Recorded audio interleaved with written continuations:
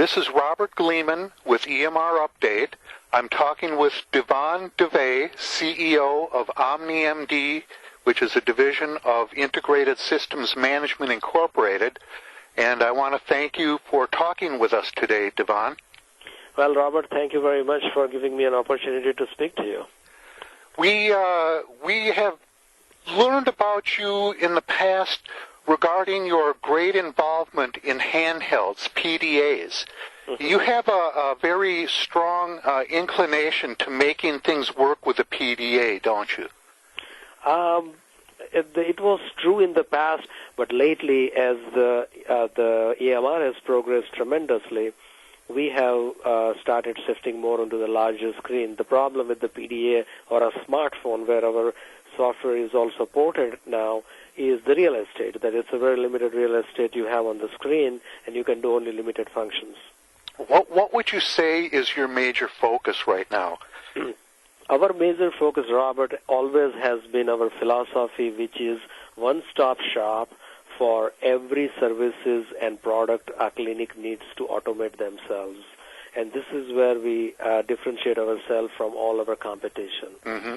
The majority of our competition, if you will see, will be provided basically a software, EMR, practice management, or the combination of it. Mm-hmm. But there are a lot many services which go around the running an EMR. I see doctor's office functioning in 5 large segments. Obviously, front office, a doctor himself, doctor and nurse practitioner or a nurse, him or herself, and the back office, doctor's partners like pharmacy, other physicians, and hospitals and all other partners which function like laboratories, and everyone else functions with the doctor. And then now the regulatory requirements coming from docket and other places. Mm-hmm. So these are the 5 places where a physician functions. If we right now concentrate on first 4, which is front office, back office, doctor and the patient and counterpart and the partners, there are a lot many services which goes with an EMR.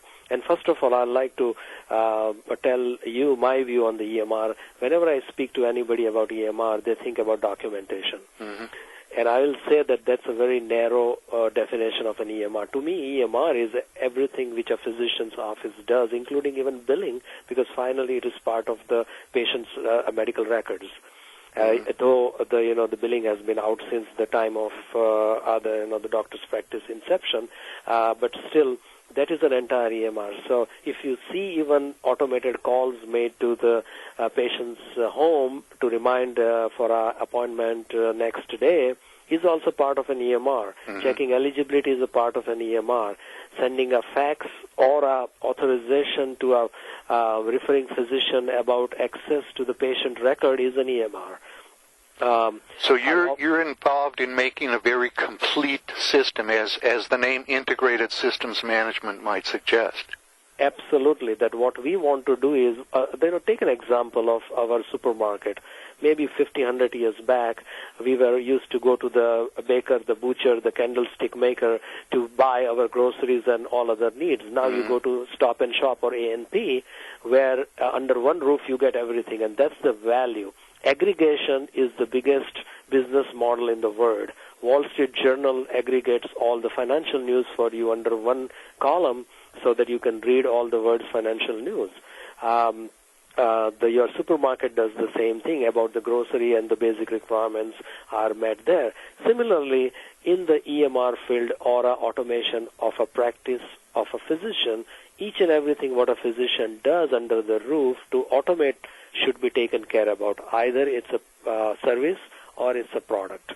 And so I will even say even answering service should be included in your software, where your messages of your answering service is traversed through your system to a smartphone, so our physician can quickly answer prescription refill or a patient walking in with appendicitis pain in the hospital. Mm-hmm. So there's really no aspect of doctor's software that you would not be involved in. We will probably refrain from ordering surgical equipments or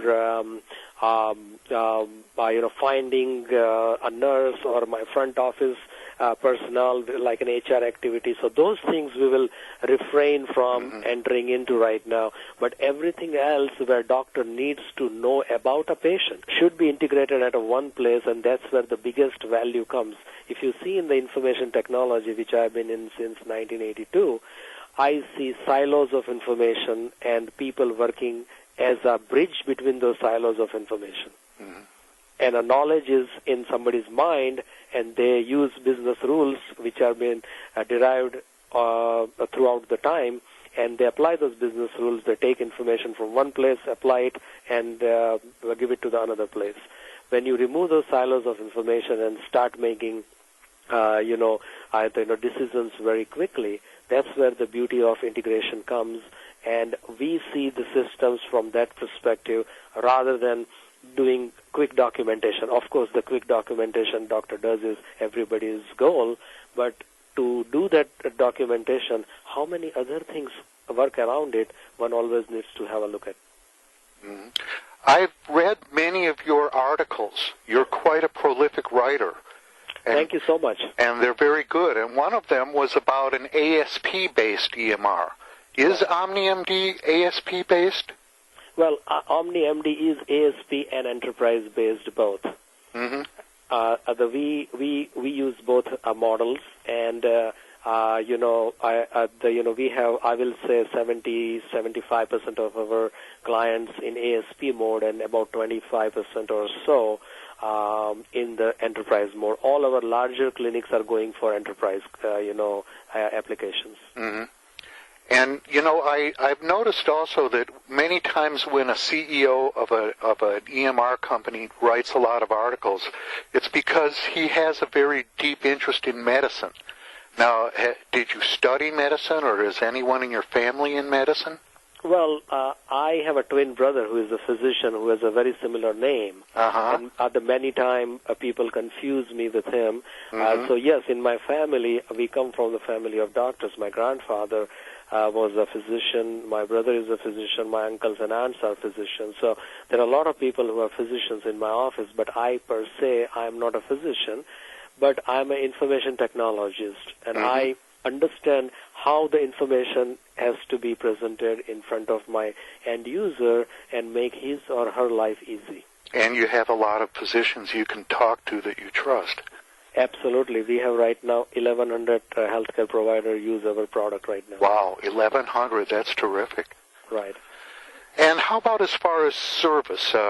Do you have people that will go out and help people and install and train? Yeah, the services, when you say, obviously we have our own staff which does training, installation, customization, data porting, integration with the labs. Just now before you called, one of the hospitals, Beth Israel in New York, where we are doing 4 lab integrations for our various physicians right now, gave us a call, and they had some technical matters which we were trying to resolve. The integration, everything, our parent company is Integrated Systems Management, so we understand integration very well with the various systems. One of the large university facility in New York City, we have done integration with HBOC McKesson for them to transfer our charge capture back to their billing system. So on and so forth. So everything what we require, including transcription, including indexing, we have our own staff which does it, Yes, I notice in your website, which is a very good website, by the way, you don't seem to have any fear of customization, that you'll do custom work for people. Absolutely. The reason is that you have to understand, either it's a solo practitioner or a 25 physicians group of a very highly specialized cardiology. At the end of the day, you cannot have an inferior system for a solo physician versus 25 physicians group. The customization almost has to happen identical. Why? Because finally you are touching a human body. I noticed that you had a press release on your specialty EMR for cardiology. Did you find that a particularly challenging field? What we believe is that there are certain specialties like cardiology, urology. They are the vanguards of EMR transformation.